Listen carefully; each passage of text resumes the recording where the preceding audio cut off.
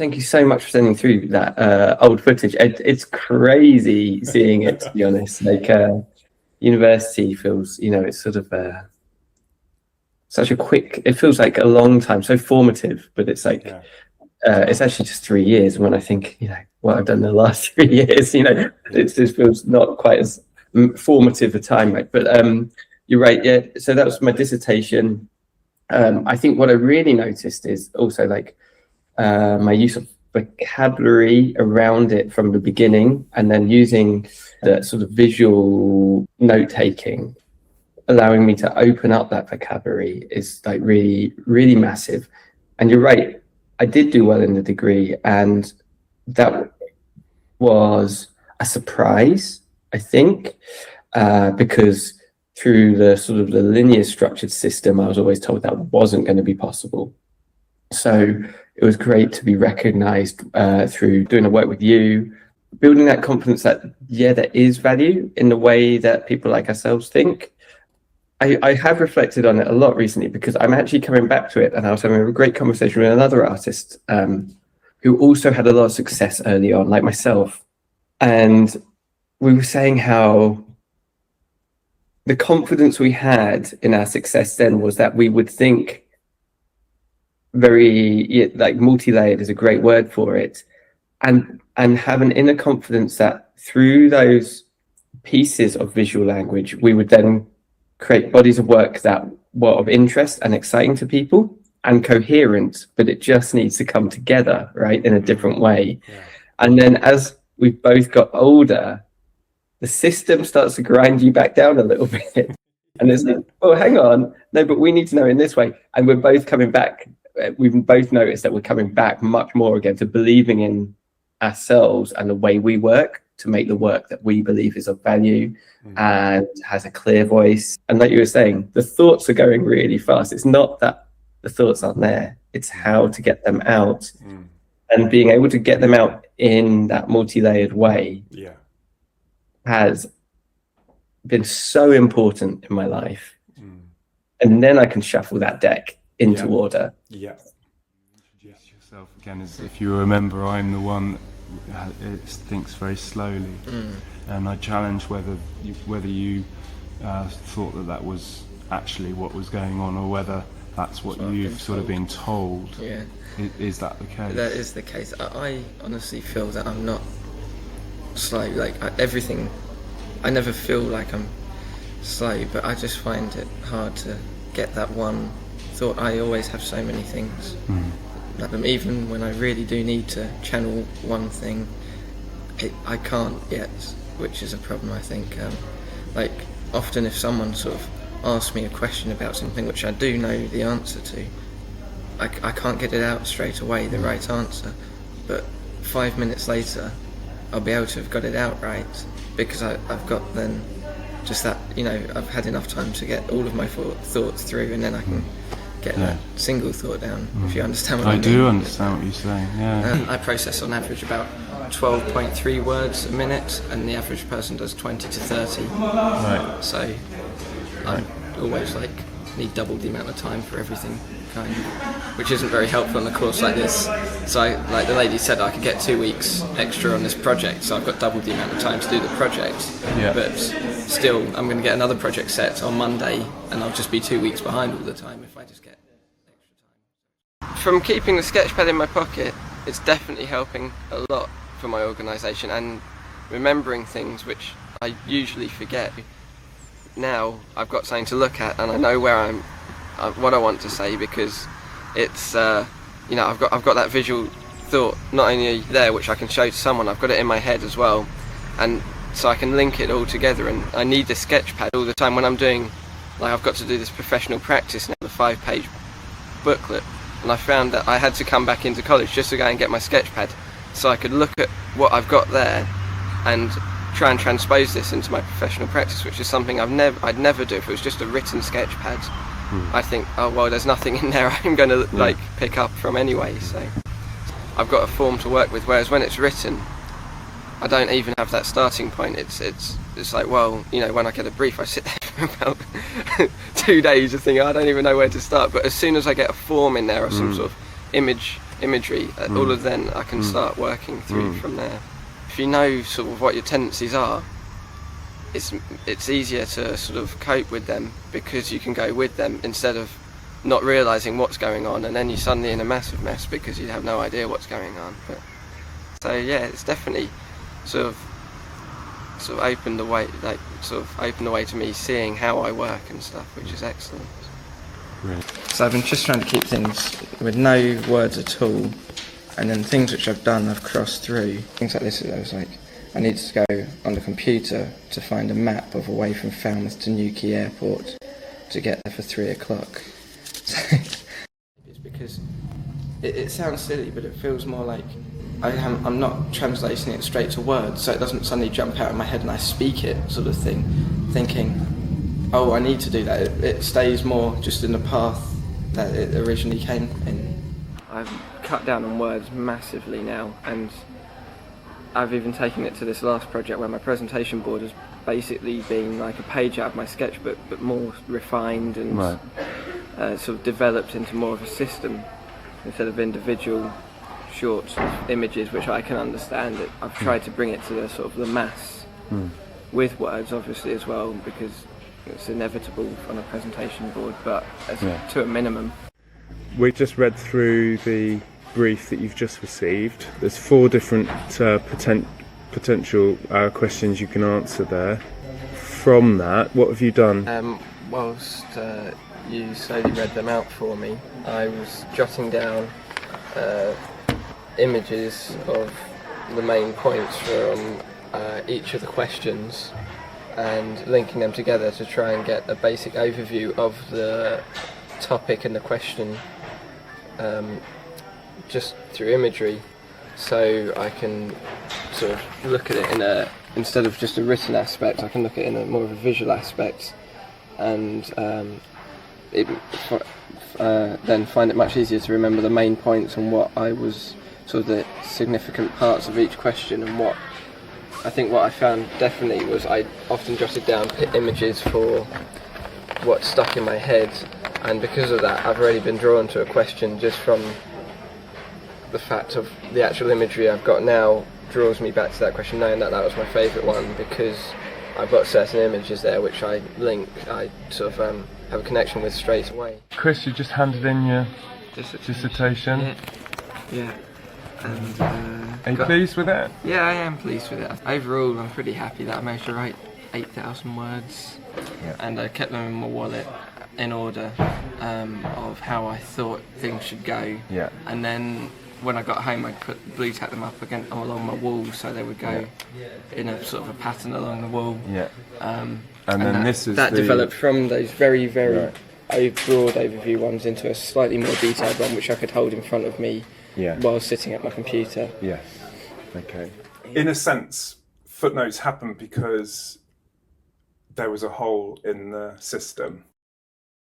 It's interesting that with all the tech we have now and all the developments in terms of like how we should be able to adapt our workflow, it is still so text-based and speed of text-based.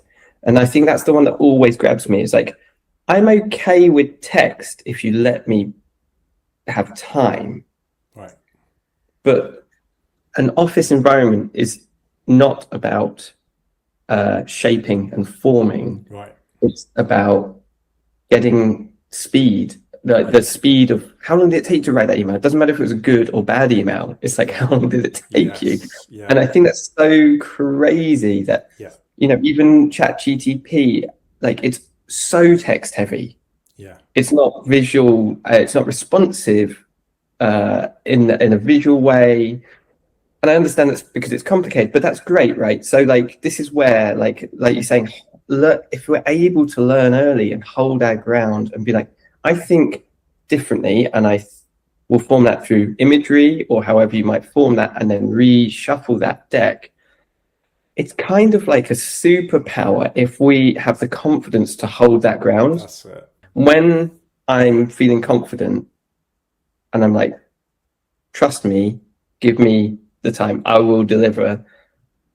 It in general works, and if it doesn't work, it doesn't matter, because I've gone about it in a way that I felt comfortable and confident about it. I think there's nothing worse than trying to do it the right way, and you're already at a loss. You're trying. It's like trying to speak a language that you don't know at all. Yeah.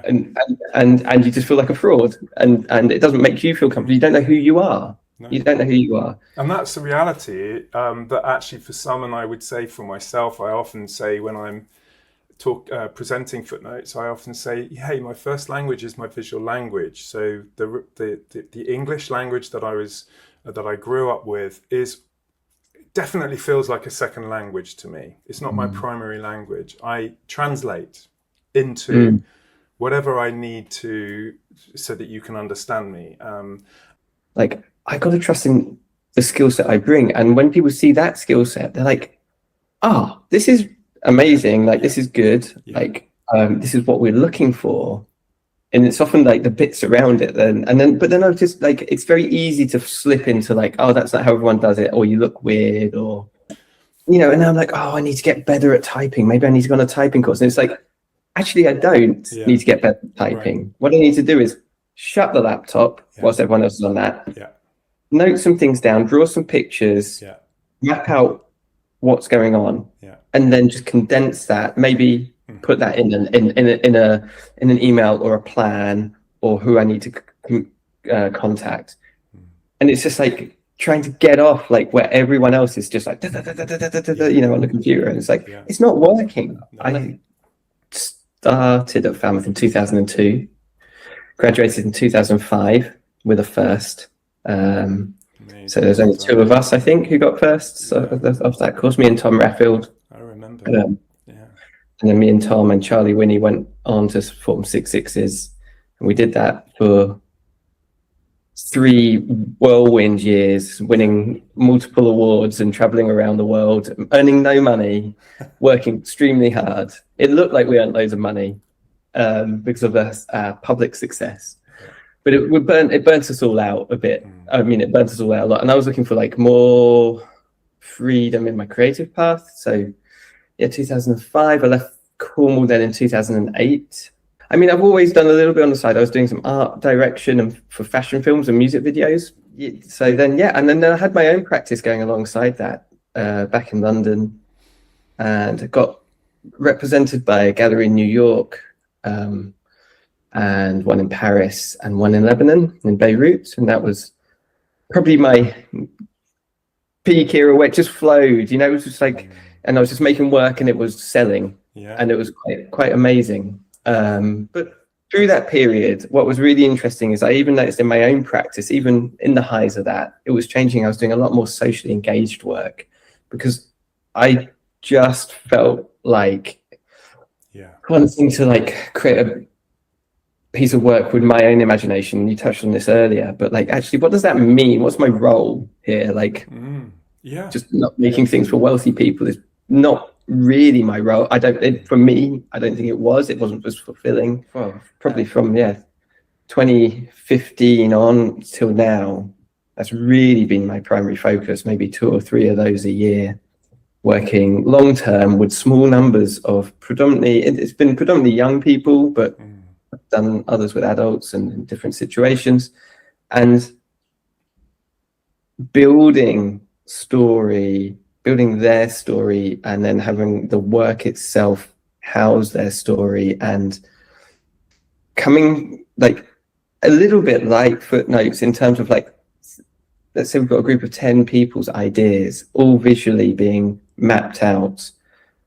And there's points where it looks like it's all falling apart. Everyone's on different journeys, and then it all comes together, and you realize you can build all those stories into one clear, coherent visual artifact that holds a journey that we've all been on. And I just think, it's been really, really rewarding to work in that way and work in person with people to create new stories, which I really just think are the really what it's all about, isn't it? Sort of a social narrative. It's what we pass down to each other. All the other things sort of disappear. been essentially making work since 2008 to now. And it's changed guises over time, but it's always been in the visual world, basically. I do think there's something we've been touching on here, which is so interesting to me, is like, how is that shared more broadly without it being so sort of specific? It's like, it's a way of translating for me. It's like, if people can be confident in the way that they process that, however, and they get that down in a whatever format, and being then able to feel empowered enough that then they just have to translate that into a more broader, into the language that is, I guess, like the norm. I remember there was a point where my parents were like, look, are you going to art school or are you going to do an apprenticeship? Because you're not doing anything else, you know. Right. And they didn't mean that in a bad way, but the roots for me were like, there's someone who thinks differently. You can go to university in this way, or, you know, go get a job at 16 and grind it out like that way, which is amazing. Like, you know, but it felt like, you know, one I was just not going to be creative in, and one I could stay creative in. And I can, if someone tells me what to do, I can do it, right? But they're getting 10% of us. And that's okay, but like they could be getting 90% of us, or at least like 60% consistently of us, with our creative expression allowed to be the way it is, or the way we communicate, the way we think and process, and then put it out there. They'll be getting so much more in whatever career you choose to take on. Well, you've got to go to school, haven't you? I do. I've got to go and do parents' evening. Have you? Okay. Find out about my daughter's learning needs. Right. Why she is not going fast enough. Is she doing all right? Is she comfortable? She's doing great. Do you know what? Like, what worries me is she does great considering all the difficulties, because she works twice as hard as anyone else. Right. And I see some of that in me, and I feel really sorry for her, because that only gets harder. Yeah. Like, it's amazing, her determination, but that is such a hard way to fit in, is to be working twice as hard as everyone else. So, and that's the message. That's why our message is so important, because there are other ways, and she wouldn't have to do twice as much work. I think we know that.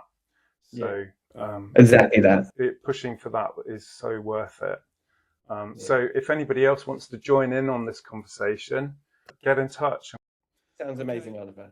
Thank you again, Christopher. So good. Take care. Bye-bye.